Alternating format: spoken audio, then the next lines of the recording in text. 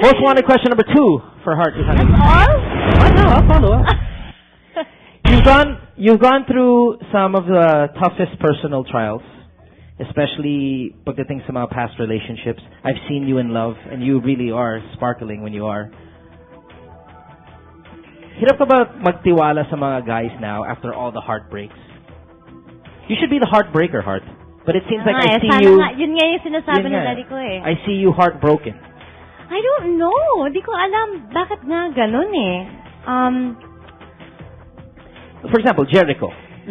And he cheated, he cheated on you. And at the time, you were so in love with him, and he was your world. Was his actions damaging to the way you view guys now? You know, the word cheated, at that time when I used it, I think I was very emotional and mad. At that moment, come to think of it, I don't really know what really happened. Okay. And I actually want to say that I was very immature. Okay. But there were other problems, okay? And siguro just the thought of being with somebody and wanting to be with somebody forever. Yeah. And fighting for it. And it doesn't hindi matuloy. Yung bakit ganon, yung pinuputol, lahat ng tao ayaw, ganyan.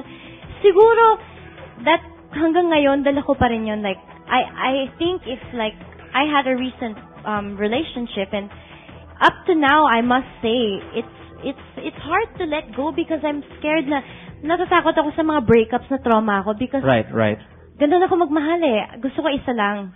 Are you ready though for a new relationship? No, I'm not. But you're looking for one. I'm not looking. Hindi ako naghahanap. Pero would you like one? Of course.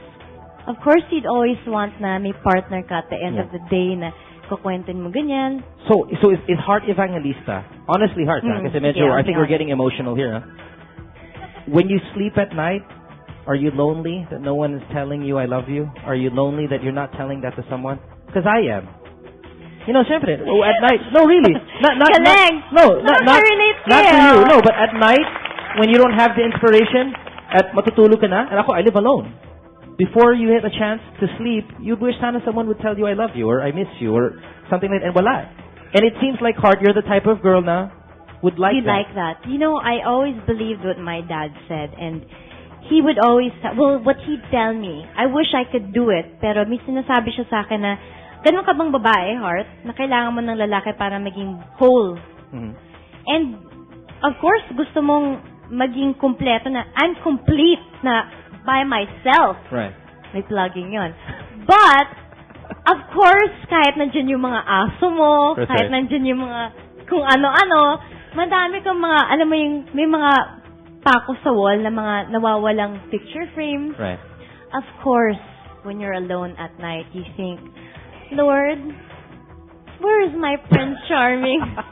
Kailan ko ba siya mahanap? Or nahanap ko na ba siya? Babalikan ko ba? Or nandyan na ba siya? Or ewan ko ba? Nakakalungkot din. Alam mo, din. Heart, ang dami mong suitors after the interview. There's gonna be a lot of people, lonely pala si Heart. Okay, thank you, Heart. Very honest answer. Most wanted question number 1 for Heart. You're less than 25 years old, Heart. In that short span of time, ano masasabi mo na greatest mistake of your life? I don't think I have greatest mistake at the moment. And I'm scared to say that kasi alam kong baka may mangyari. Ano ba yun? Hindi mo alam eh. Kasi araw-araw may mga nangyayari na kailangan mo mag-decide. And ayoko mag-elaborate. Pero sa buhay ko ngayon, madami akong mga kailangan pag-isipan ng mabuti. Na if I choose, hindi ko alam eh kung ano mangyayari. So, nakakatakot sabihin, hindi pa nangyayari yung greatest mistake. Sana wala. So, no regrets on any decisions you've made this far? No regrets. Nothing. I'll do it all over again. Heart, you're amazing. You really are. You're amazing. Wala, yun ang question mo. If we had our own show together, we would do great right now. But, we have to move on. But I gotta tell you, you are... You're not a celebrity right now. You're just so human and wonderful. I want to thank you. Sobrang honest ka today. Thank you. Maraming salamat talaga. Do you want to plug Luna Mystica? Yes.